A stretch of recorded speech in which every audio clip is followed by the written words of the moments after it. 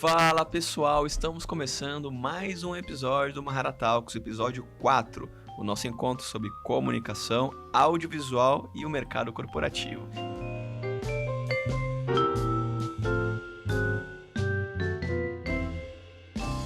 E hoje nós vamos começar um programa chamado Book Club, que nada mais é do que dissecar um livro aqui na mesa, que nada mais é também que um insumo e uma base para tudo que a gente faz. A gente sai dos livros, a gente sai dos textos, dos roteiros, e tudo que a gente pensa passa a ser letra. Então eu queria apresentar para vocês aqui todo o nosso time que está aqui nesta mesa. Primeiramente eu vou apresentar para vocês Júlia, que é a nossa designer, ilustradora, desenhista, maravilhosa, incrível, faz uma arte como ninguém, diretora de arte. Então, se apresenta aí, pessoal. Esqueceu só o mãe de pet, hein? Meu filho, Otinho, não pode ficar de fora desse podcast. Mãe de pet. Também temos aqui na mesa nosso incrível roteirista, redator, Igor Avelar. Igor, uma salva de palmas para o Igor, cadeira. Oi, Igor Xavier e Júlia Avelar. É verdade, eles são carne e unha aqui na Mahara. É verdade. A melhor duplinha que temos. Bom dia, boa tarde, boa noite para todos os horários aí.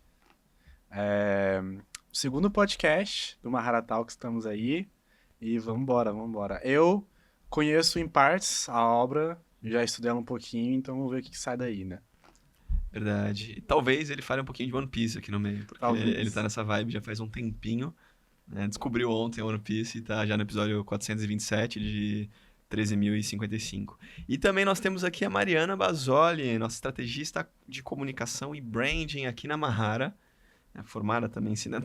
A primeira coisa, né? Todos aqui nesta mesa são formados em cinema. Isso é muito legal, porque mostra que a nossa base, nosso repertório, ele vem da sétima arte. Isso também é legal.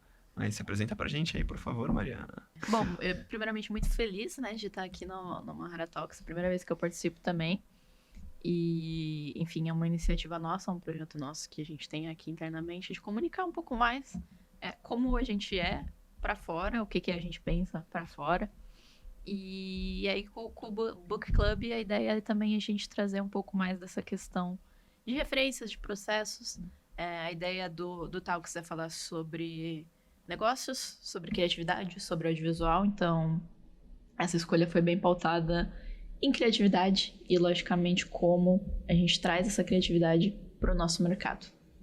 Show. E eu já deixo aqui também que eu acredito que a gente pode alterar o nome de Book Club, porque talvez neste tipo de programa a gente pode trazer outras coisas que a gente disseque nesta mesa que fazem parte do nosso repertório, da nossa base de criatividade. Então, livros é uma das frentes que a gente traz. Às vezes são filmes, às vezes são uma escola de direção. Vamos abrir essa pauta, então. Vamos deixar abrir para opiniões. Fica aí. Bom, eu sempre falo, né, em nossas conversas, acho que todos aqui podem ser prova disso, a respeito de referências. Né? Quando a gente se sente num buraco, sem ideias, sem, às vezes, vontade de criar ou, sei lá, alguma sinuca de bico que a gente não consegue sair, eu sempre costumo dizer que é falta de referência. Às vezes é importante sair um pouco do processo, da edição, da gravação. Tudo bem, da gravação às vezes não dá para sair, está acontecendo, mas se você tiver um bom repertório, você trará isso ali à tona com uma tomada de decisão rápida. Mas o ponto é, referências são muito, mas muito importantes para qualquer processo criativo. E aí, com isso, o livro que nós temos para falar aqui, hoje, é o Roube como Artista. Eu não sei se você já leu, mas é um livro curtíssimo que qualquer adolescente, teenager, criança pode ler. Então, se uma criança pode ler, um adulto também pode ler. Tem ilustrações, escritas diferentes, dinâmicas, para que você não se perca na leitura com aquelas páginas e mais páginas brancas de letrinhas pequenas para quem não gosta de ler, né? Eu, particularmente, gosto muito de ler. Eu acho que, inclusive, todo livro devia ter uma versão assim, uma versão simplificada. Uma versão simplificada. Não, é verdade, porque, por exemplo, eu li esse livro faz muito tempo, acho que foi, sei lá, 2020, 2021. E aí, bom, quando a gente definiu a pauta aqui, eu falei, vou pegar pra dar uma folhada pra reler. E é como se eu tivesse lido tudo. Tipo, sei lá, em 1 hora. Peguei todos os tópicos, que tem desenhos, eles usam... na verdade, é uma fonte que é, na verdade, a própria letra, né? Uma escrita dinâmica, né? Então, tipo Letras assim, maiores. beleza, tem o tradicional ali, mas tem um design diferente. Eu acho que isso também ajuda a comunicar muito melhor. Legal. Eu acho que outros livros têm vindo outros tipos de versão, que, por exemplo, comprei recentemente 1984 de George Orwell, novamente, já li, e comprei uma versão em HQ. É uma forma diferente de você consumir a literatura ali. Ainda mais porque é um livro que fala de criatividade, então eu sinto que ele tem um caráter muito maior de consulta, de assim, pô, como que eu vou conseguir ter uma ideia para uma história, para um trabalho, e aí eu acho que ter esse formato mais dinâmico, ele acaba servindo muito melhor para uma consulta, né? Bom. Se ele fosse um pouco mais denso, talvez ele não fosse uma coisa que você acessasse com tanta frequência. Mas vamos lá então, ô Ju, me conta um pouquinho qual foi a impressão do livro quando você não leu. Então, né? A impressão... Não, estou brincando, mas como que hoje, Ju, você busca as referências para desenhar, para criar, para pensar a criatividade? Se você puder, né, trazer outras referências que você utiliza no dia a dia para somar justamente aqui com o ponto, e acho que o mais importante, né, nessas referências que você trouxer, quais são os elementos que te cativam naquilo, te conectam, né? Que tipo de linguagem você prefere para buscar uma referência? E eu acho que sou uma pessoa que funciona muito mais visualmente do que, sei lá, escrevendo algo do tipo. Inclusive, o livro, pelo que vocês comentaram, dele ser algo mais visual, ia ser mais fácil para mim. Então, talvez eu leia depois que acabar aqui. Eu acho que isso é a graça, você não ficar preso em só um único estilo ou uma única referência, e sim você expandir o seu repertório. Por exemplo, recentemente eu tô fazendo um projeto pessoal meu de consumir filmes diversos de diversos países. E isso está aumentando muito o meu repertório. Então, quando eu preciso de alguma coisa, eu não tenho apenas referências norte-americanas para criar alguma coisa. Isso é muito legal. Eu tenho referências, sei lá, da Noruega, da Suécia, da Argentina, do Brasil mesmo, que inclusive é muito bom. E assim vai indo. Então, não é uma única coisa em específica, mas eu acho que tudo é legal. Importante. No meu caso, muitos lugares para roubar. Muitos lugares para roubar. Bom ponto. Bom ponto. Porque eu tô com algumas coisas frescas, né? Ele fala, tipo assim, quando que pode ser plágio, quando que é cópia, quando que é o roubo, né? Ou seja, quanto mais fontes você tem, menos você vai fazer algo parecido com uma coisa. Sim. Você vai trazer vários pontos de cada coisa e vai construir algo seu, né? E aí, enfim, entra a questão da essência, né? O que você vai colocar de seu naquilo? É igual, sei lá, TCC. Você tem que trazer várias referências para poder montar o seu. E acho que, na verdade, beleza, ali a gente faz um documentinho, quadradinho, mas na prática, no dia a dia, quando a gente tá pensando, quando a gente tá criando, é muito parecido. Sim. Só menos formal. Aquela velha frase, né? Nada é novo, tudo se copia. E eu vejo que a vida, no geral, ela é repleta de ciclos, onde a gente percebe pelos próprios comportamentos do ser humano, né? Vira e mexe, algo retorna e torna-se vintage, mas torna-se do dia a dia. Seja uma vitrola, vinil, seja alguém ouvindo um Discman ou um Walkman de fita, seja jogando games retrô, né? Seja lendo num Kindle, numa forma digital, ou voltando aos livros também, que hoje ainda não é algo retrô, mas pela quantidade de livrarias que estão fechando, o livro papel, em algum momento, talvez não nessa geração, mas na próxima, se tornará algo vintage, né? Mas, assim, pode ser que sim. Mas Não, o que eu acho que o que a Mari acabou escrevendo também é muito o que a gente fala, né, pelo menos na parte da literatura, que serviu para outros meios de arte, né? Que é o processo de antropofagia cultural, né? Que é, tipo, você olhar as outras referências do mundo, de diversos lugares, né? É aquela coisa de você ir no cinema, de você ver um filme diferente, de você ler um livro diferente e ver ali elementos que podem ajudar a complementar o seu processo de criação, né? Que é um conceito que foi muito importante até mesmo para esses artistas, eles criarem coisas, né, projetos que se tornassem autorais para eles também, né? E que veio a partir de outras referências, né? Que é um processo natural, mas parece que veio uma consciência deles também nesse sentido. Então, Eu queria abrir um ponto, posso abrir um ponto aqui? Pode, abre aí. Não, abre aí. Eu queria comentar aqui também sobre uma questão que eu vi recentemente no YouTube, um canal que eu consumo no YouTube gringo, que eu não lembro o nome, Jack alguma coisa. Ele é filmmaker, mas ele também traz muito essa questão de criatividade. E o vídeo que eu gostei muito dele é que ele fala: consuma como um artista. Né? Então, roube como um artista, consuma como artista. Provavelmente ele também leu esse livro, então acho que é uma questão interessante. Que é assim, quando a gente tá, sei lá, no Instagram, quando a gente tá até no próprio YouTube, né? A gente tá ali seguindo o algoritmo, tá consumindo o que mandam pra gente, o que mostram pra gente. E quando ele fala consuma como artista, ele traz essa questão primeiro.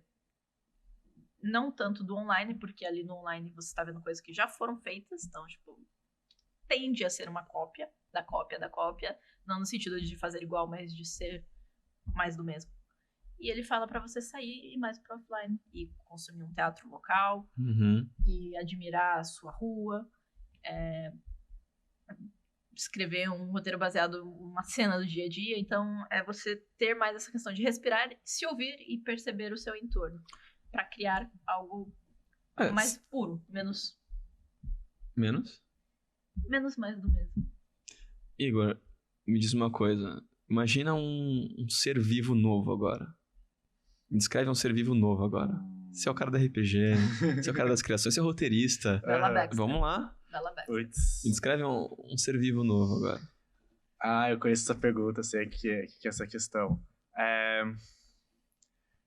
Eu não consigo. Eu acho que a fita tipo, por mais que eu imagine uma criatura agora, tipo assim, vou, sei lá, imaginar tipo um bicho de... Eu não sei, ele pode ser um bicho que se rasteja, pode ser um bicho que voa, ou que, tipo, ele tenha vários olhos. É tudo referência do que a gente já enxerga. Exatamente. Então, esse é o ponto, né? Tudo que a gente constrói, que a gente cria, ele vem de referências. Não tem como a gente criar algo do nada, né? Existe até... É engraçado, né? Eu tenho um passado de teologia, eu converso muito com o Igor sobre isso, né? Meus passados. E na Bíblia, né? Na Bíblia do cristianismo, tudo, tem algumas referências e algumas linhas teológicas que falam que algumas coisas que estão escritas ali, na verdade, não representam o que verdadeiramente estão escritas. Tem teorias que dizem que existiram OVNIs no passado, porque, na verdade, quando alguns autores ali descrevem uma situação que eles estão enxergando, eles buscam os elementos mais próximos do que eles conhecem. Então, uma carruagem de fogo no céu. O que é uma carruagem de fogo no céu, segundo uma teoria? É uma espaçonave com chamas, com combustível queimando. Será que é verdade? Será que não é? O ponto é esse. Acho que a gente não consegue escrever nada ou criar nada 100% novo. Ele é realmente uma soma de várias coisas. E aí acho que entra o ponto, né? O que é originalidade? Dentro de tudo que a gente cria. O livro traz muito isso, né? Sobre 10 pontos pra gente... são 10 regras pra gente roubar como um artista, né? Roubar como um artista não é pegar a tua ideia e dar um tapinha aqui, lançar e falar que é minha. Não é isso. Mas cada um tem uma essência e você enxergar algo, colocar a tua essência em cima disso, né? Teve até um filme recente, Anatomia de uma Queda, né? Foi pro Oscar, tudo. Tem um debate ali dentro sobre isso, sobre um cara que tá passando por um processo ali de... Spoiler! É verdade, eu vou dar spoiler, né? Spoiler. Então, põe a taxa do spoiler aí, editor.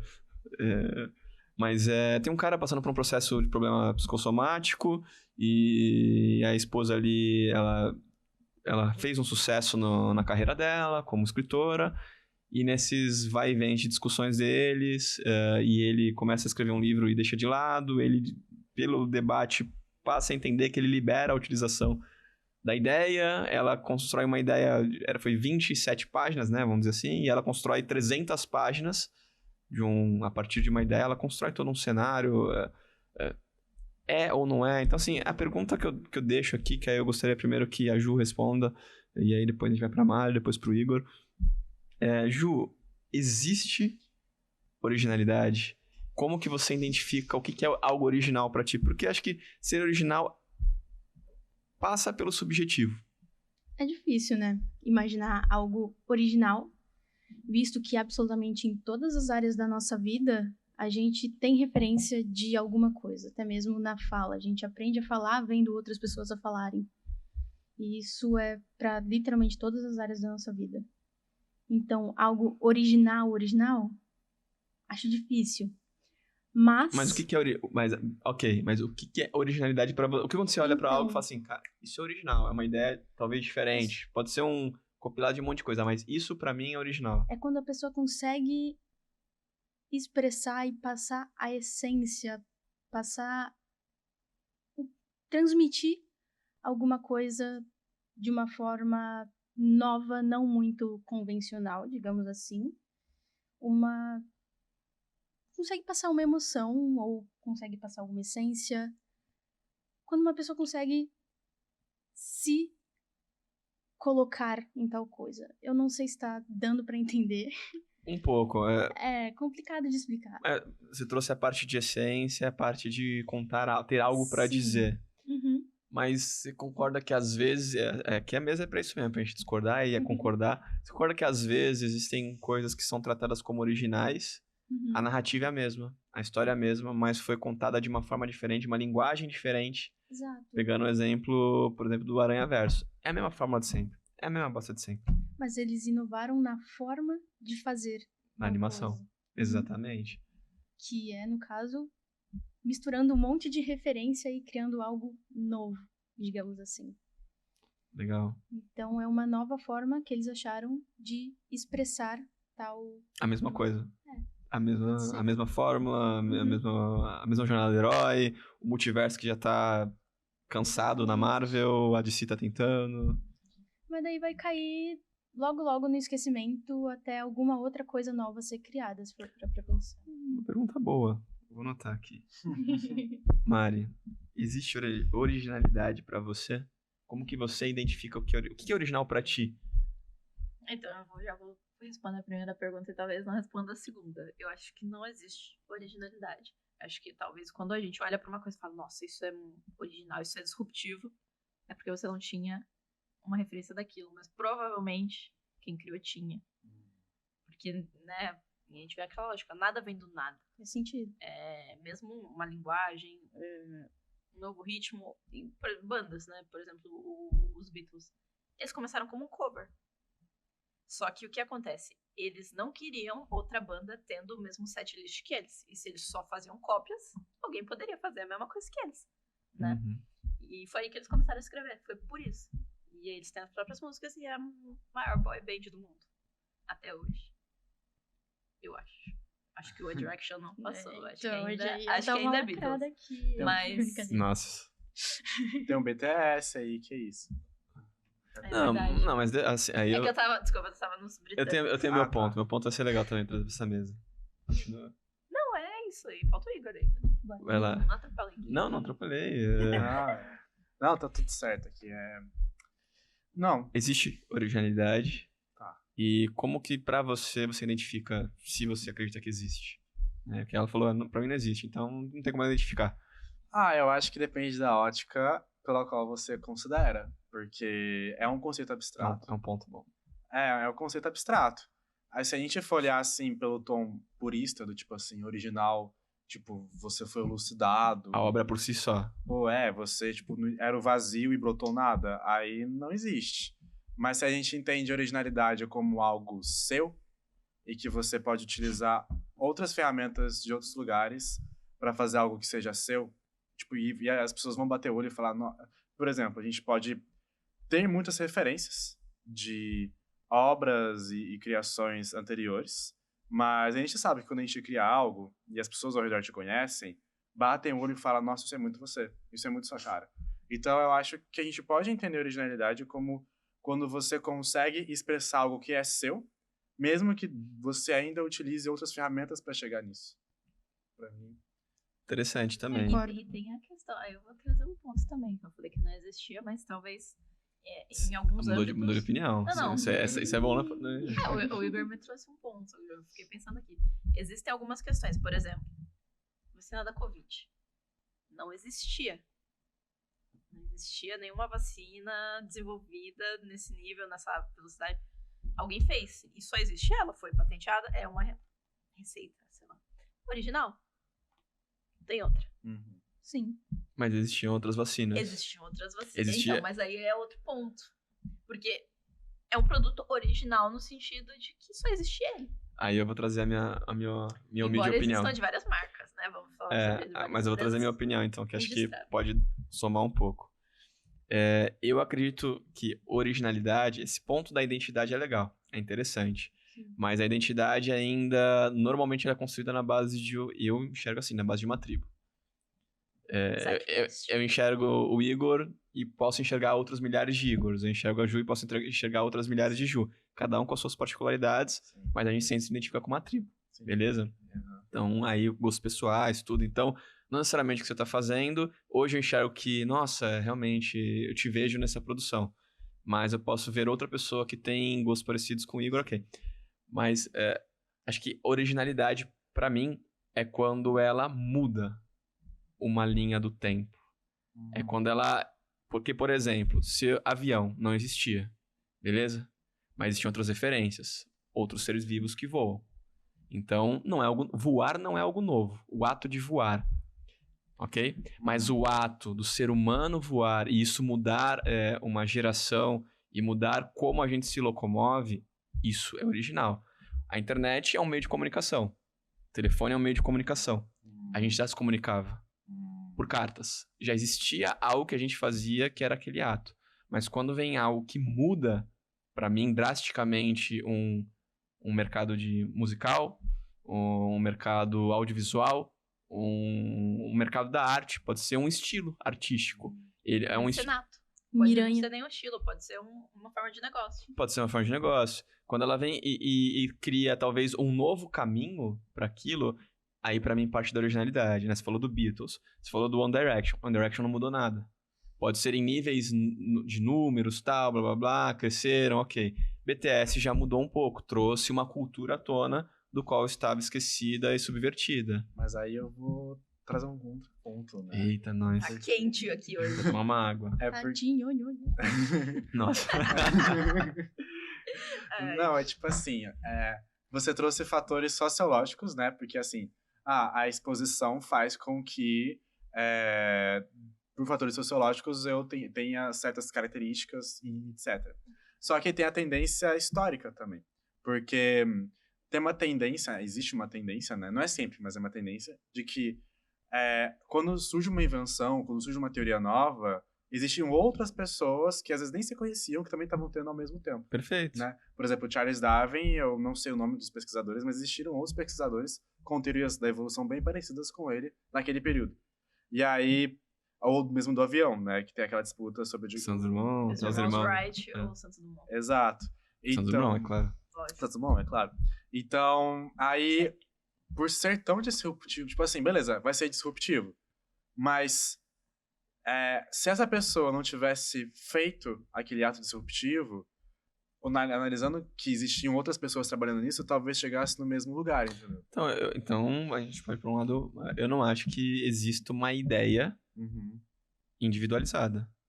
Boa.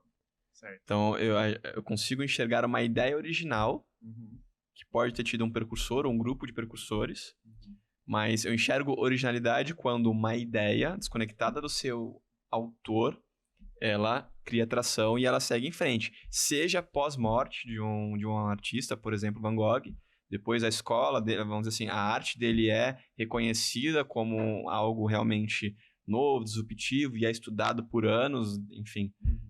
Mas o cara morreu. Ele não viu isso porque na época as pessoas não enxergavam as suas... não enxergavam, né, o que estava acontecendo ali em si. Mas, legal, temos alguns pontos interessantes aqui. É interessante. Porque até mesmo a questão dos movimentos cinematográficos, né? Porque, voltando para a arte, né? Quando a gente vai estudar os movimentos cinematográficos, muitas vezes eles não são cunhados na época, né? Eles vêm quando um historiador olha para trás e fala, caramba, existem vários artistas nessa mesma época fazendo coisas muito parecidas. Né? O expressionismo alemão, que é um dos mais famosos, ele se encaixa nisso, né? Então, até nesse ponto é interessante, né? Também parece que existe realmente uma questão de contexto histórico também, que é bem interessante. Não, e aí, vai para o expressionismo alemão. Você buscar efetivamente quem foi... Você dá autoria, né? Tipo assim, este foi o primeiro, é muito complexo também. Sim. O que aconteceu com os irmãos Wright, com o Santos Drummond. Então, assim, é complexo. Por isso que eu acredito mais na ideia. Aí a gente entra até num assunto que a gente conversou um tempo atrás, né? Da hermenêutica egípcia lá, de como eles acreditavam a respeito da composição do universo. É uma coisa meio louca aí. Mas é como se existisse... É como se o mundo das ideias de Platão, ele é um local real, de certa forma, mas no imaginário coletivo do qual a gente se conecta de alguma forma, quase que um avatar. Placidamente. Como já diria Sherlock Holmes. Não, mas o Palácio da Mente ele é individual. Ele busca na mente dele. Pode ser que ali ele traga as informações. Faz sentido. Não é individual. Assim, porque tá dentro das referências dele, mas você tem certos níveis de consciência que você só acessa quando você, teoricamente, consegue acessar o inconsciente coletivo. Bom, e agora viramos um podcast de psicologia, comportamento humano e... Patrocinadores, tamo aí. E qual que é o nome do Constelação Sistêmica, tô brincando, gente. Mas vamos lá, então, qual que é o limite para vocês entre...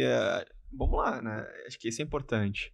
Qual que é o limite? O que define inspiração e roubo, né? O que é inspiração e o que define... assim, não, isso foi inspirado naquilo, né? Não, isso realmente é roubo. É quando você coloca elementos seus. Deixa eu ajudar aqui rapidão. Opa, Aí, tem perdão. um microfone aqui pra você. É quando você coloca elementos seus, das suas vivências em cima das vivências de outras pessoas. Por exemplo, vai lá, Barbie. Usou de inspiração, não sei porque eu nunca vi 2001, né? Ah, não. Uau. Que Desculpa, revelação. gente, desculpa. Que revelação. Eu era aquele não tipo... leu o livro, não viu o 2001, e aí? Assim, meu repertório é Diabo Veste Prada, é uma coisinha muito mais... E muitas animações. É verdade. Não, mas enfim, você acha que a Barbie seria uma cópia ou seria uma referência? O que ela fez com 2001? Eu ia perguntar pra você, calma aí. Como que eu vou responder se eu não assisti? Não, mas... Você não assistiu Barbie? Não assisti 2001. Não, mas a cena você conhece. Não, foi uma releitura. Foi uma releitura. Ali foi uma releitura. Não, peraí, calma aí. Mas aí que a gente tem que debater aqui, entendeu? O que vocês acham? Eu acho que isso é uma... Da abertura? Só pra contextualizar, gente, já tá... Não é spoiler porque não revela nada, assim, em relação Tá no trailer. Tá no trailer, Aquela abertura que eles fazem meio parecido ali com o Odisseia do Espaço, contar os macaquinhos lá, tal... passado, aí eles encontram o negócio, jogam o osso pra cima, beleza. Acontece a mesma coisa, só que aí são as meninas lá, crianças, brincando com bonecas de porcelana, coisas antigas, umas roupinhas lá maltrapida e tal, e elas encontram a Margot Robbie ali em pezona, que representa, no caso, a boneca Barbie, e elas dão de cara com aquilo e começam a ter aquele processo de elucidação ali, igual os macacos tiveram no Odisseia no Espaço, começa a quebrar tudo, e joga pra cima uma boneca. Eu não lembro se ela joga a Barbie mesmo. Não, é as bonecas antigas. As bonecas antigas. Aí dá aquela... vira Barbie. Aí vira o escrito da Barbie. É a introdução do filme. Então, é uma releitura. Porque Barbie é uma paródia. Então, eu não sinto que nesse caso... Uma paródia de quê? Caraca, hein? Uma paródia Você deu uma de definição. 2001. É uma paródia de quê? Essa cena em particular é uma paródia. Tipo assim, ela não nega a inspiração, ela não nega de onde ela tirou. Na verdade, a ideia é as pessoas lembrarem de onde ela tirou pra satirizar isso, né? Então é uma paródia. A sequência em si é uma paródia. Ah, tá. E aí, a paródia, né? Eu acho que isso é louco porque... Diferente, tipo assim, de, sei lá... A paródia, ela... Na minha visão. Né? Só cuidado com a mesa aí. Foi mal, tô batendo muito aqui na mesa. Deixa a mesa tá inteira. Forte, né? O editor, ele briga com nós depois. Pra mim, a paródia é tipo um produto artístico. um produto artístico que utiliza de um outro produto que já existe para adicionar mais uma camada a ele. Então, para poder utilizar esse produto para falar uma coisa ainda talvez mais profunda ou algo que ele sinta que pode ser acrescentado. E, Ou só zoar. pelo humor. Mas a zoeira... Ou humor pelo humor, sem, às vezes, nenhuma crítica, nem nada ácido, só humor pelo humor. Mas o que tem? Agora eu fiquei na dúvida. Eu fugi completamente do que eu ia estar falando. Olha aí, tá vendo, Igor? Você inverteu a pergunta. Não, a pergunta Eu ia era... perguntar se vocês consideram a cena de abertura de Barbie uma cópia ou uma referência. Ah, tá. Entendi. Eu ia de releitura, eu gostei do termo releitura. Por quê? Eu acho que eles trazem um novo significado. Ele não reproduziu uma cena de um jeito diferente. Ela reproduziu exatamente a mesma cena, só que trouxe um simbolismo por trás. Ou seja, assim como a humanidade evoluiu, deixou os macacos. E não é Macacos cômico. não, né? Tem um nome científico. E acho que é isso. E não é cômico, porque a paródia Eles ela deixaram- pega muito do humor, né? Não é cômico. Eles deixaram a abertura. boneca pra trás É e cômico. trouxe o Ah, eu surgimento não da dei mulher. risada. Na evolução, ou seja, na visão feminina, que as meninas só tinham a visão de dona de casa, cuidar das crianças e dar chazinho para as bonecas, e a Barbie trouxe essa questão de você se pensar como mulher. Então, eu acho que esse é o novo significado. E é isso que torna, na minha opinião, genial. E qual que é o limite entre a inspiração e o roubo? E aí eu vou colar. Porque tem aqui exatamente esse tópico e eu printei aqui, ó. Ó, pessoal. Não, mas aí eu tô falando a sua opinião, não, Não, é mas- opção do livro. Tá bom, o que o livro fala? A gente Boa. não é pra gente falar É, sobre debate... isso. Tudo bem, tudo bem. Vamos lá. A gente tem aqui, ó. Bom roubo versus mau roubo. Então, um bom roubo, ele honra a obra. Barbie. Um mau roubo degrada a obra. Então, tipo, você tá usando uma coisa indevida. Ou mal feita.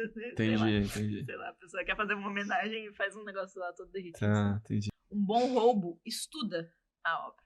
Um mau roubo folheia a obra. Eu ia falar floreia. Folheia. Folheia. É a fonoaudióloga aqui com problemas. Um bom roubo rouba de vários. Um mau roubo rouba de um. Um bom roubo acredita. Um mau roubo plagia. Um bom roubo transforma. Um mau roubo imita. Um bom roubo remixa. Um mau roubo extirpa. Então, isso. Barbie foi um bom roubo. Foi um bom roubo. Um bom roubo. Tá aí. A gente podia ter usado essa definição também, né? Foi só um roubo. É só um roubo. Mas é que o roubo ele tem um significado, às vezes, pejorativo, né? A gente tá acostumado Sim. a roubo ser algo pejorativo. E acho que o livro, ele faz isso. Ele traz essa... Que é o que a maioria dos livros estão fazendo hoje, né? Usar palavras que chamem a atenção, porque, na verdade, era... Se ele colocasse lá, inspire-se como um artista. As pessoas iam passar reto. Agora, roube como um artista. Pô, que isso? Vamos roubar aí, o negócio aí? E é muito mais legal falar cadernos de furtos. Pô, aí você fala, Caderno de frutos. tá se sentindo, sabe? Legal. O ladrão, né? O bandido. Mas vamos lá, Igor. Deixa eu só puxar aqui um pouquinho pra gente. Legal. Como que você busca inspirações no meio corporativo? Que às vezes, beleza, é um celeiro de informações, de opiniões, de formatos diferentes, né? Mas, ainda assim, às vezes, é algo engessado, algo que ainda está passando por uma transição, por uma mudança de comunicação.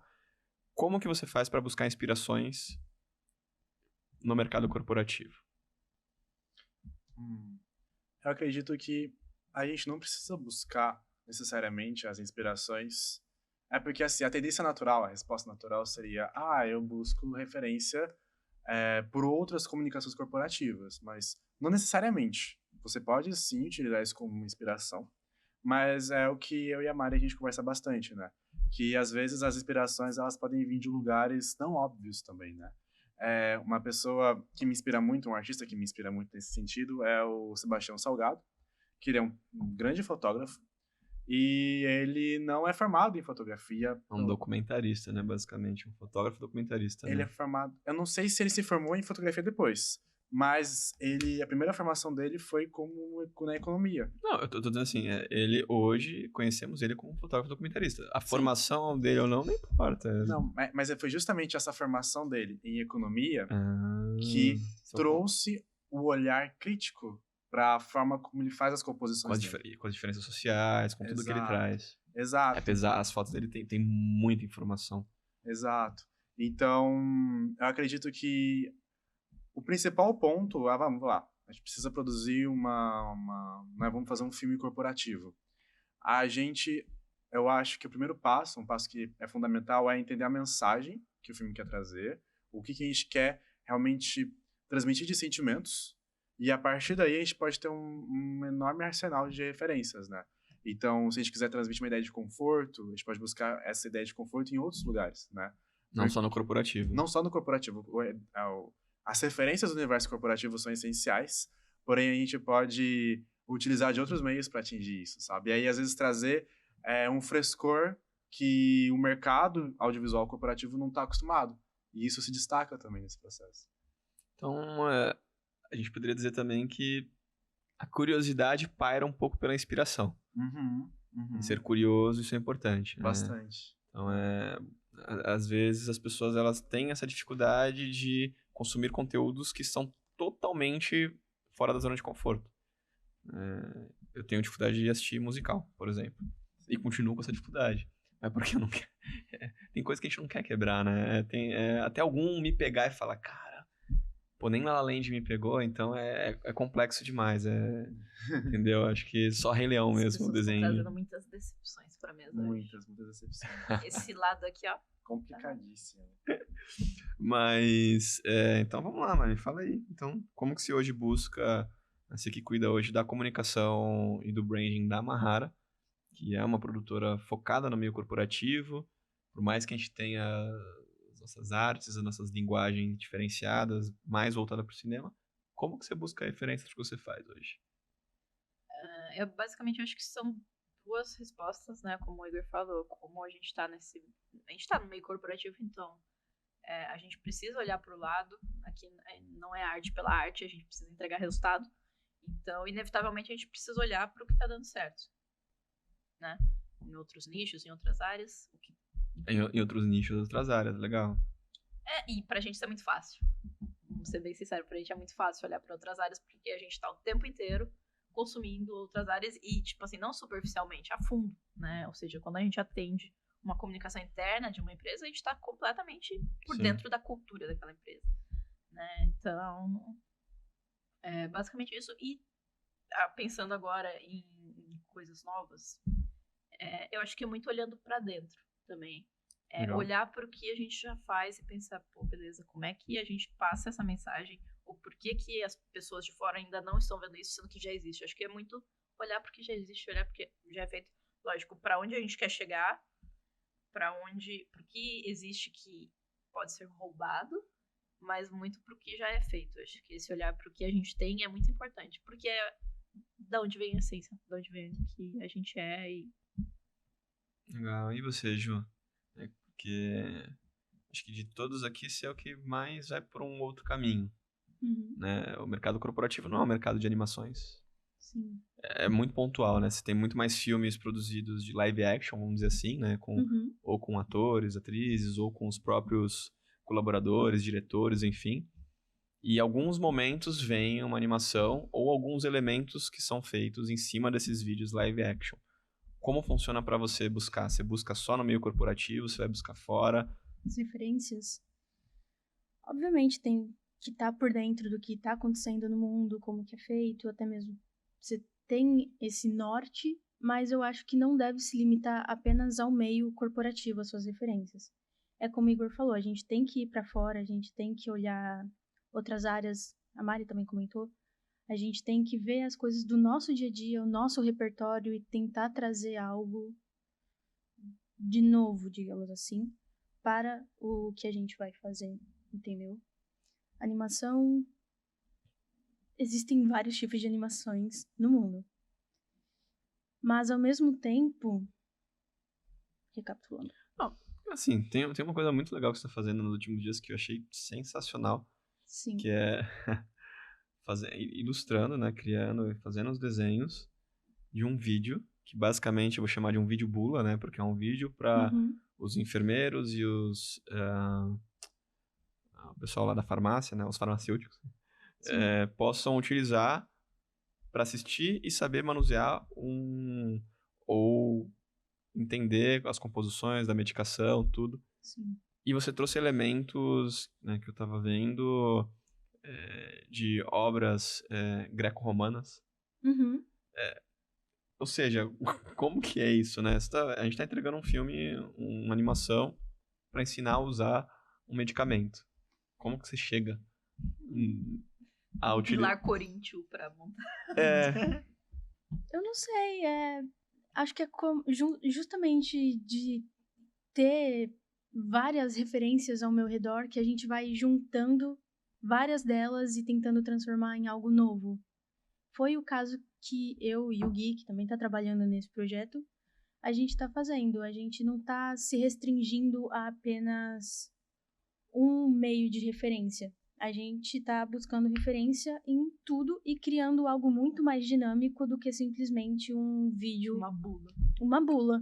Uhum. E eu acho que é isso, vem de todos os lugares em nossa volta.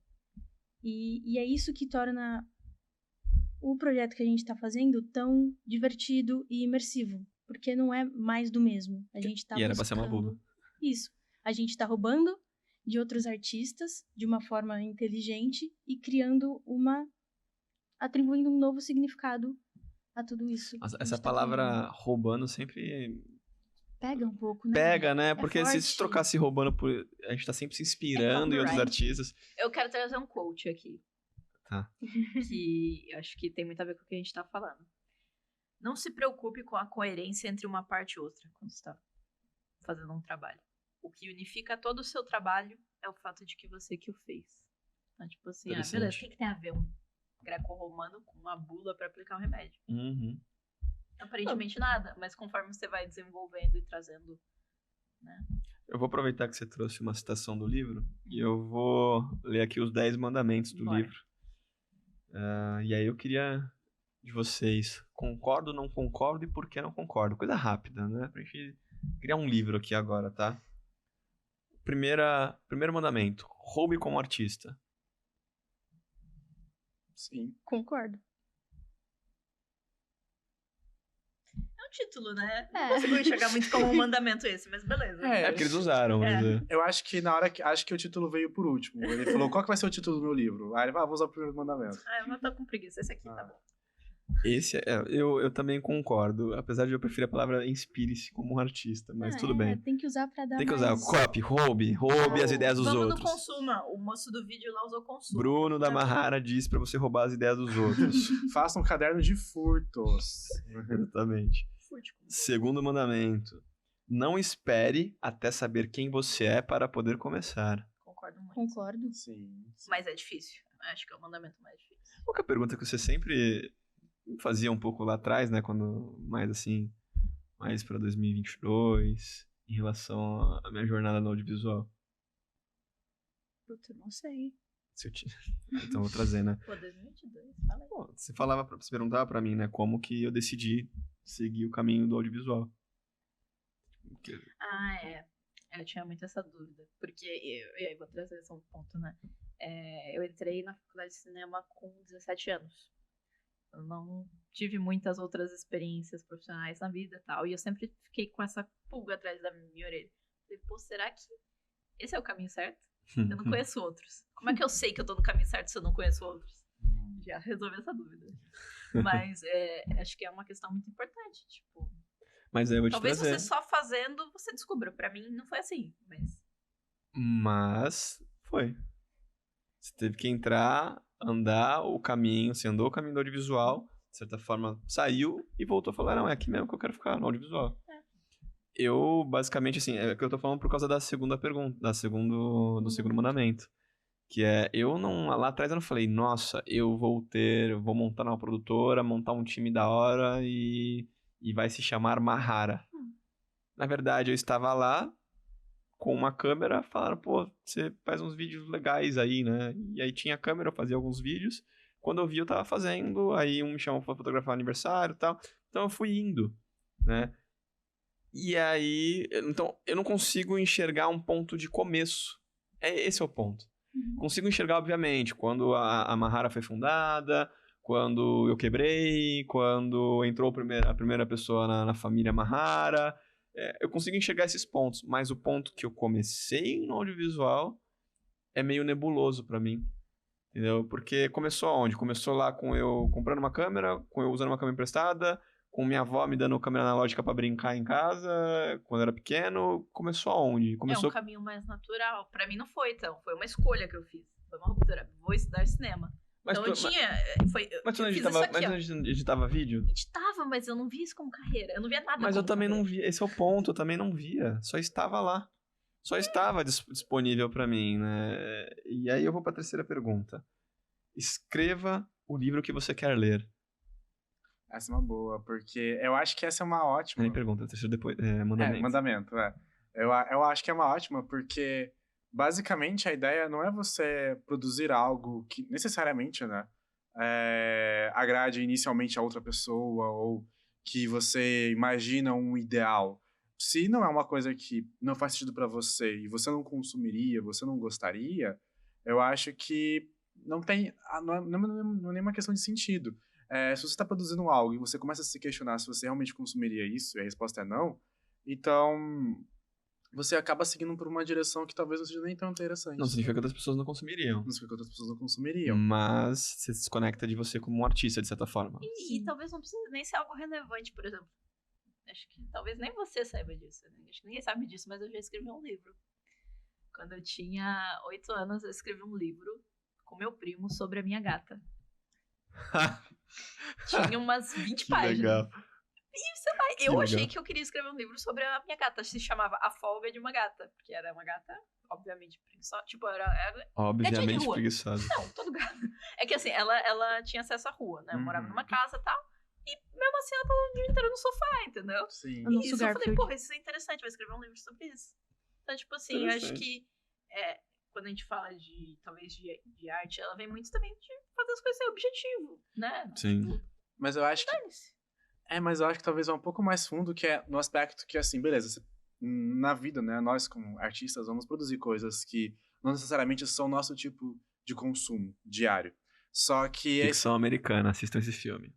a ficção americana não vi ainda, preciso ver. Ah, não, vocês são um desastre. Ju, Tudo bem. quarto mandamento. Use as mãos. Essa é pra Ju mesmo. Concordo. Alguém discorda? Concordo. Aí é uma pergunta importante pra ti, né? Então, Você, mas as minhas mãos não fazem você- coisas tão boas. você vem do Mas eu analógico, gosto. né? Você vem do desenho analógico. Desenho E é- analógico. Desenho analógico chique, né? E aí na Mahara você passou a fazer o desenho digital. Uhum, Né? Até pra gente poder ter uma facilidade de animar esses materiais, tudo. sim. Como foi esse processo e como tá sendo? Você abandonou o analógico ou você mantém os dois? Mantenho os Eu dois. tenho uma dúvida também pra Ju, segura. Não me deixa Tá. esquecer. Pode mandar. Não, eu mantenho os dois. E foi bem simples. Eu acho que como eu já tinha toda a bagagem do analógico, migrar foi bem simples. Não tive muita diferença. Ju, Diga. Ai, que medo. designer precisa saber desenhar? Não. Designer gráfico, mexer no Photoshop, não. É bom. E É- quando a gente traz a questão do use as mãos? Você opera com a mão também, né? O Photoshop. É porque, assim, quando o autor, ele traz essa questão de use as mãos no sentido prático mesmo. Porque às vezes a gente tá no computador e a gente tá usando o cérebro. A gente tá pensando, criando, Sim. vendo tutorial de como faz. Mas, por exemplo, ele tem uma questão. Ele tem o escritório dele analógico e o escritório digital. Tem a mesa analógica, é verdade. Por Ele quê? desenha. No digital, a questão que ele traz, né? No digital você tá o tempo inteiro fazendo, refazendo. Sim. No analógico, você precisa pensar, talvez, sei lá, você tá fazendo tudo com lápis, beleza, passa uma borracha. Ainda assim vai ficar um rastro, né? E talvez esse rastro seja importante pra sua criação, seu processo de criação, né? Sim. Mas ainda assim, a questão é, ele traz o digital pra você fazer o projeto final. Você vai finalizar no digital, mas você cria no analógico. Sim. Você acha que isso faz Não, mas, diferença? mas aí a pergunta acho que seria um ilustrador. Designer realmente não precisa. Designer trabalha com grafismo. É que tem muitos. Beleza, pode ser. Não, mas Design gráfico, beleza. É que tem muitos designs. Tem design de produto, tem design industrial. Eu entendo que a Se Mari você vai quis- fazer uma cadeira, se é um design de produto, você tem que fazer com as mãos. Você tem que Sim. usar na marcenaria. Eu entendo Você pode projetar 3D. Nossa, desculpa, eu teria... Não, vai, Não, vamos fica à lá. vontade. A gente tá aqui. Eu entendo o que você quer dizer, porque na realidade, quando você fala de fazer com as mãos, é você utilizar esse processo realmente artesanal para você criar as coisas. E aí, no caso do designer, para mim vale muito mais a ideia que tem por trás e você poder ilustrar isso, nem que seja por um esboço geométrico, e você utilizar esse universo analógico para você expressar a ideia, do que necessariamente fazer o desenho mais bonito de todos. Porque ali não, o designer vai aplicar isso no digital depois. Pra edição de vídeo, por exemplo, eu gosto de trazer o processo contrário. Eu gosto de pensar, eu tô decupando, eu tô fazendo igual, sei lá, eu vou anotando no caderno os pontos. E aí sim, no digital eu passo pro resultado final. Então, é um processo pra mim de organização mental analógico. Mas eu acho que a gente pode dizer o seguinte, essa questão ela é realmente debatível, porque tem pessoas que realmente conseguem produzir muito bem só no digital, sem necessariamente utilizar as mãos nesse aspecto tão amplo. Mas, por outro lado, usar as mãos também acaba desenvolvendo partes do cérebro, uma questão de raciocínio de criatividade, que é muito bacana, que é muito legal, mas não é obrigatório, mas que é muito interessante também. Então, é um ponto que eu acho que pode ser debatido. Também bate assim, ó, nos perfeccionistas. Antigamente a gente chamaria o Igor de um Wikipedia, né? Hoje a gente pode chamar de um chat GPT, né? Porque a gente tem essa nova... porque quando... GPT-Igor. Não, mas que é isso? As respostas do chat GPT são complicadíssimas. Não, mas o chat GPT, ele rouba como um artista... Cadê? Vamos lá, vamos para a próxima pergunta aqui, então. Projetos paralelos e hobbies são importantes? Sim. Indiscutível. Pra mim também. Importância do ócio. De todos os níveis. Esporte, tudo. Seja andar na praia, seja, sei lá. É o que nos faz humanos, afinal de contas. Nos faz completos também. É o que forma a sua identidade e logo A gente tá que profundo você demais. cria. Sabe que correndo, eu preciso pensar em alguma coisa, meu processo criativo mais forte é correndo na praia, sem música. Todo mundo fala, nossa, eu preciso de música pra correr. Eu corro, né? Aí tenho obviamente o privilégio de morar numa cidade de praia e correr na praia, mas o cheiro da maresia, o som do mar é o que é a minha música enquanto eu tô correndo, e aí é o único momento que minha cabeça ela é muito louca, é uma bagunça, que é por isso que eu preciso dos meios digitais para me organizar, né? O segundo cérebro e tal, não vou falar sobre isso, mas é o único momento que eu consigo organizar minhas ideias da seguinte forma: abro uma caixa, trabalho nela, fecho essa caixa, vou pro próximo tópico. É o único momento na minha vida. Não sei se é porque meu corpo já tá gastando energia ali focado em manter o ritmo e o time e tal, não sei o quê. Aí só há espaço pra abrir uma caixa, porque no dia a dia eu tô lá sentado, eu tô com espaço pra abrir uma caixa e pensar em várias outras ao mesmo tempo. Mas enfim. Faça um bom trabalho e compartilhe com as pessoas. Depende. Em que sentido que tá falando? Que sentido que tá falando, Mariana? No livro é mais no sentido de, tipo assim, você tem que fazer sem se preocupar com o que os outros vão pensar. Que ele até traz o exemplo do Van Gogh, por exemplo. Se ele ficasse pensando no que as pessoas acham do trabalho dele, ele tinha parado. desistido. É. Porque ninguém achava bom. Sim. Hoje as pessoas acham bom. Ele continuou porque ele tava fazendo, porque ele acreditava, porque ele gostava. Compartilhe. Faça um bom trabalho, faça o seu trabalho, faça o que Depois você você quer. vai descobrir se foi bom, se foi ruim, Exatamente. se não foi, se ninguém viu. Mas é que importante mas não acho foi que nada, praticamente. antigamente não tinha as redes sociais trazendo esse negócio Te julgando o tempo inteiro. te julgando o tempo inteiro e te criando esse desejo por ser visto, por engajar, por viralizar. O que mais vem aqui, às vezes, que é normal, né? Clientes querendo, não, preciso fazer um vídeo pra viralizar. Opa, mas peraí. Às vezes teu conteúdo nem é viralizável. Parece que faz parte de uma demanda social a gente ter que compartilhar tudo, sobre tudo. Sim. A geografia não manda mais em nós. Acho que depende. Depende bastante. É claro que se a gente utiliza só no campo digital, sim. Mas dependendo do que a gente quer produzir como arte... Você tem que visitar, você tem que estar nos lugares. Sim. Foi o que a gente falou lá atrás, consumir as coisas presenciais, o teatro, a música, o espaço. Às vezes a gente sente que a gente não pertence ao local porque a gente só consome as coisas digitais de um outro local.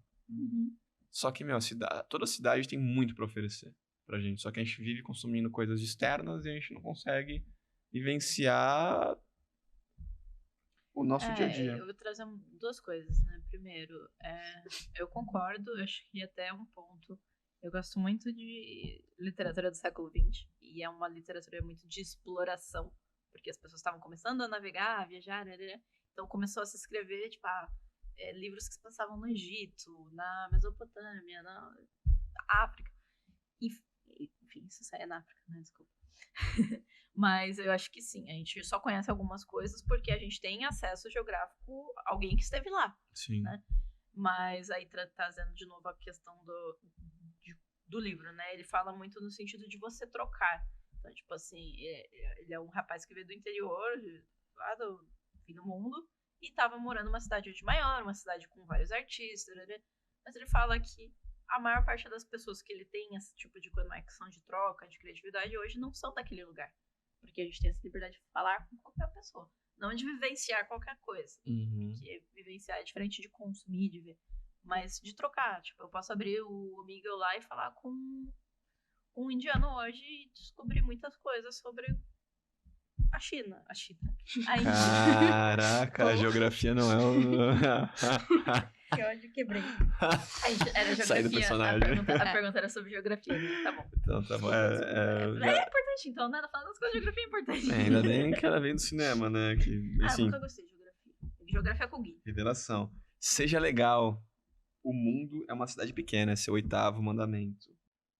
Quando a gente descobre que aquela arte é de tal pessoa, às vezes muitas das vezes, a gente se desconecta do processo artístico. A gente ou seja, é aquela velha frase, eu gosto da arte e não do autor. Né? Quando a gente vê no cinema muitos casos disso, né? De diretores que foram machistas, agrediram, fizeram coisas ruins, não só isso, mas recentemente, Crimes né? mesmo, né? Crimes, exatamente. O cara lá da Marvel, que era esqueci o nome dele. O nome dele eu não lembro, mas que bateu na mulher, foi preso, acho que condenado também já, né?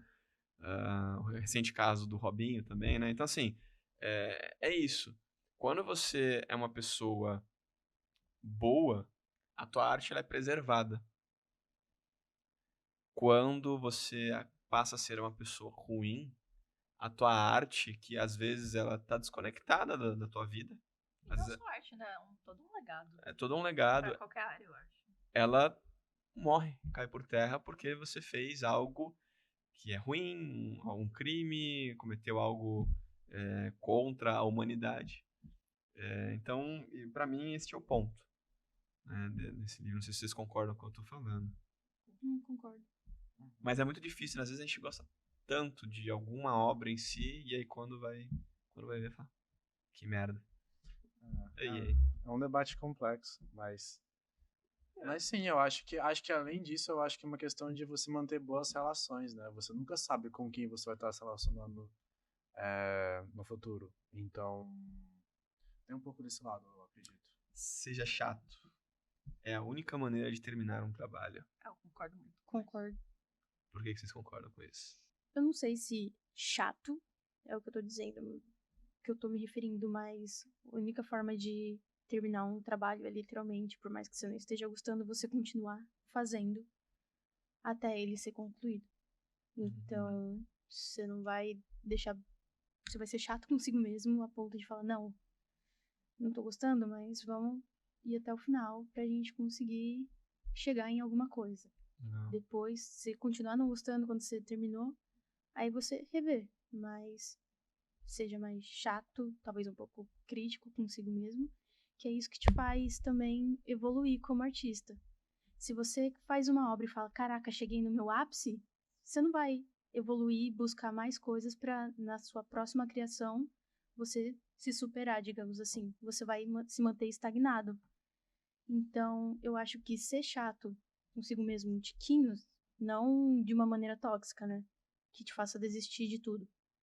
Mas faz bem pro processo criativo, pra você evoluir como ser humano. Você aprender com seus erros e buscar sempre novas maneiras de se reinventando. E por fim, criatividade é subtração. Sim, concordo. Eu acho que a gente já teve algumas conversas e até do que a gente falou aqui, na verdade,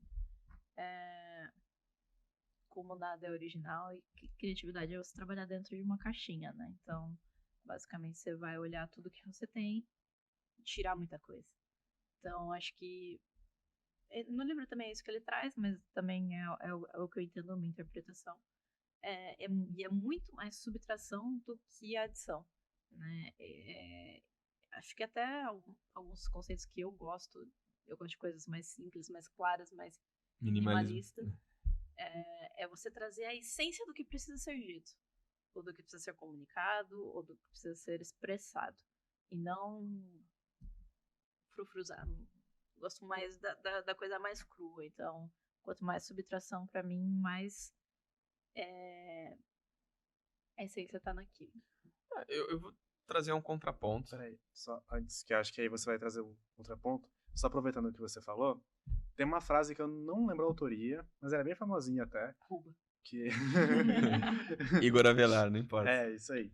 Mas que é, se eu tivesse mais tempo, eu teria escrito uma carta menor. Então, basicamente essa é a ideia, sabe? Às vezes, a princípio, né, principalmente eu que trabalho muito com texto, às vezes eu escrevo um texto muito longo e quando eu tenho mais tempo para revisar, para ler, para ver outras referências e para fazer um novo tratamento desse texto, ele acaba ficando menor e mais direto ao assunto. O meu contraponto, ele vai continuar existindo aqui. Eu concordo. Eu também sou uma pessoa de consumir conteúdos mais minimalistas no geral. Mas, às vezes, o minimalismo não faz parte da linguagem do qual você quer se comunicar. E eu vou dar um grande exemplo. Todo mundo acha que filmes do Scorsese poderiam ser menores. Concordo? Eu não. Eu também não. Não, eu não acho. Tava refletindo.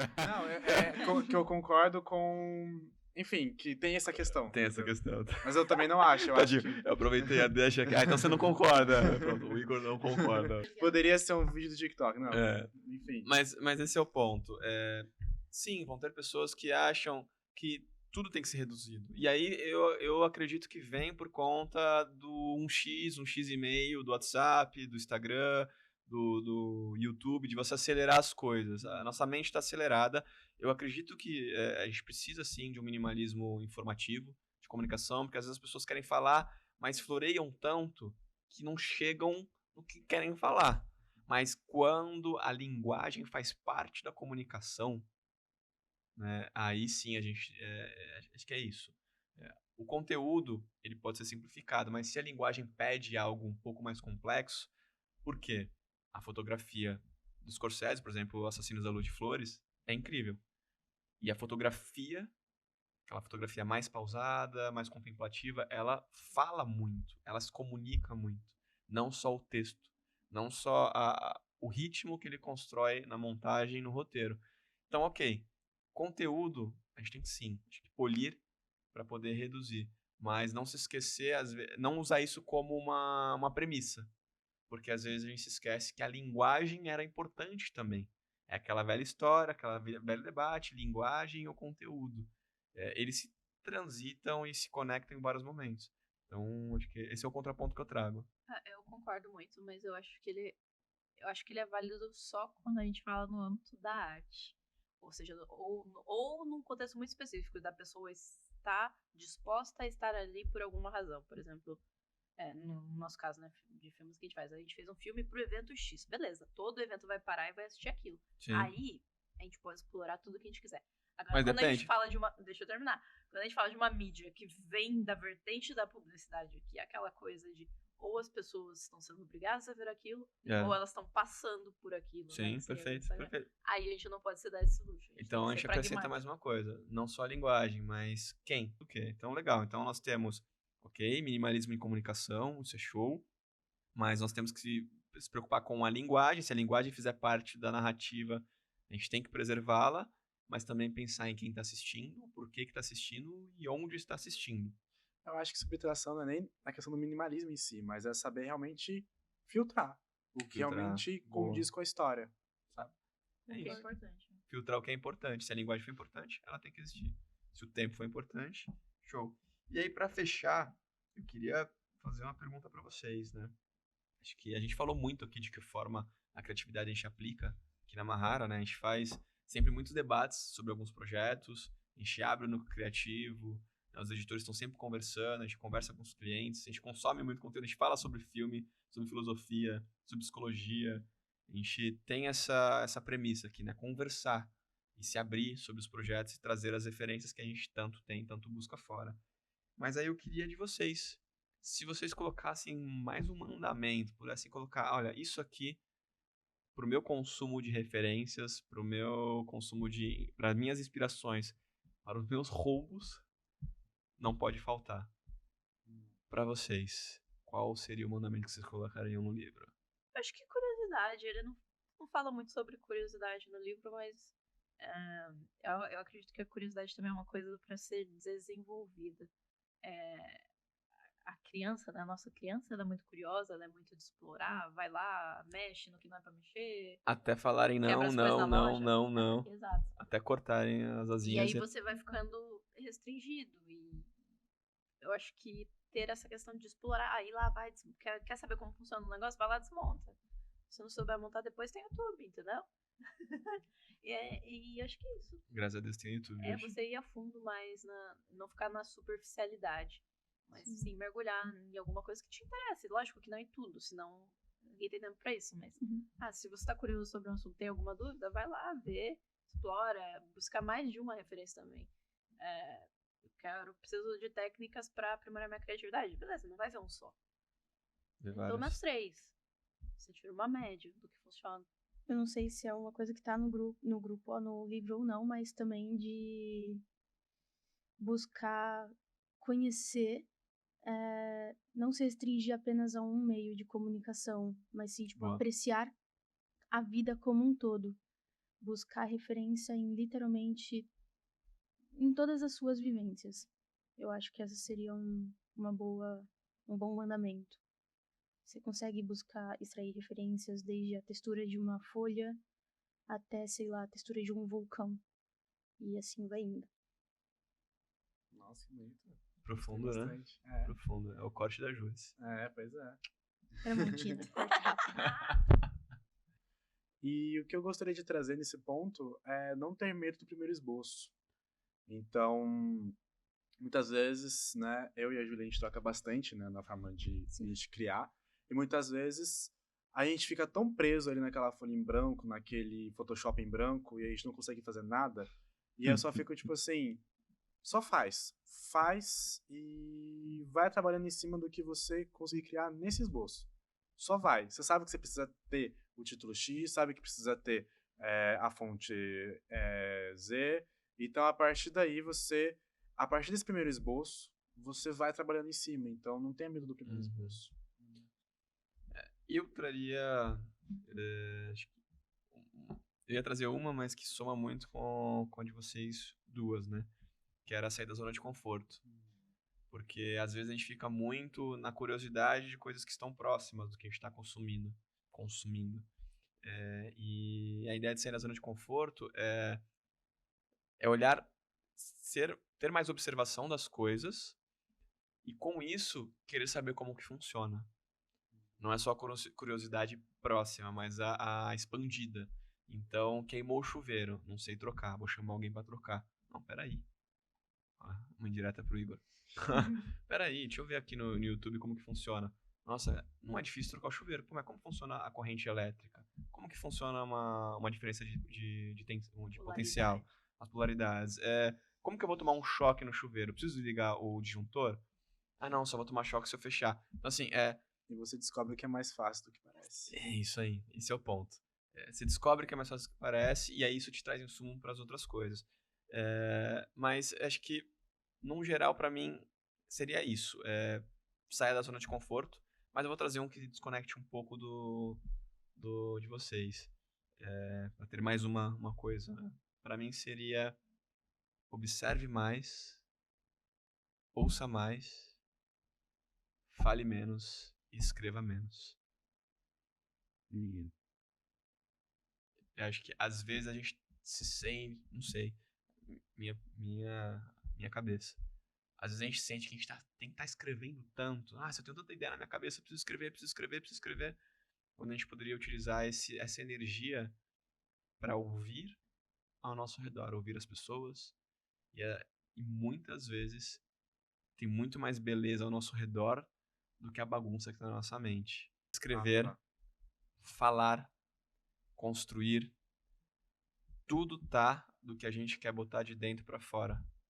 Tá. Tudo parte disso. A sensação e o sentimento que o ser humano precisa, que a gente precisa falar, a gente precisa de um espaço no mundo, a gente precisa organizar nossas ideias, é disso, a gente precisa tirar as coisas de dentro da gente, a gente tem essa necessidade. Só que quando a gente desenvolve e treina muito mais tempo só isso, poucas vezes ou menor quantidade do qual seria interessante, nós estamos com os ouvidos abertos e os olhos realmente enxergando, não só vendo. Porque a gente está a todo instante preocupado em falar ou escrever, ou seja, tirar as coisas de dentro da gente. E aí o observar, é que eu li um livro recente sobre isso, que é A Magia do Silêncio.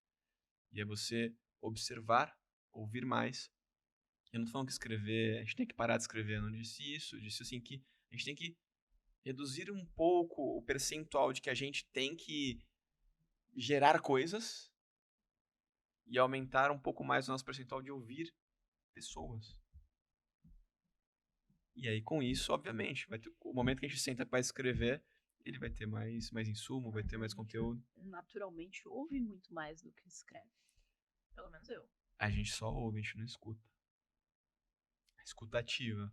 Eu diria, tipo, sentir mais coisas. Não, é realmente estar no momento presente quando tá ouvindo as pessoas.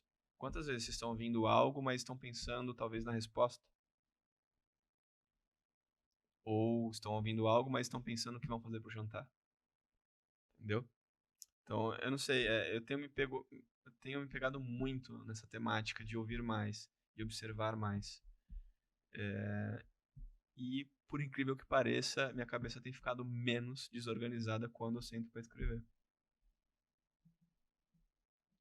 Não sei, Métodos e métodos que às vezes funcionam pra um pode e não ser, pra mas talvez é um método que pra mim hoje funciona. válido. Mas enfim, testem. Né? Mas continuem escrevendo, continuem produzindo, continuem pensando, falando, conversando e ouçam um pouco mais. Acho que seria este mandamento que eu deixaria agora. E é isso, gente. Obrigado por este bate-papo. Acho que a gente fechou com chave de ouro aí, com 4 opiniões bem legais aí de mandamentos pra gente colocar no livro. Uns se conectam, escrever um outros livro. não. A gente Vamos pode escrever o fazer um livro. nosso. Vamos E aí a escrever o gente livro. debate Mahara. o nosso livro. Isso. E vai ser um segundo livro. Olha Não só, publicado. a autora best-seller. Gente, obrigado. Obrigado, Ju, pela sua incrível participação. É nóis. Igor, Mariana. Fizemos este episódio, este podcast, para que você possa ter um pouco mais de conteúdo para o seu dia a dia em comunicação, para o seu dia a dia corporativo, seja na sua empresa, seja na empresa que você trabalha. Comunicar é a base da humanidade. É assim que a gente se move, é assim que a gente chega nos lugares, e não necessariamente com palavras, mas com escritas. E é assim que a gente faz negócio. E é assim que a gente faz negócios. Boa frase, esse é o corte. Galera, valeu!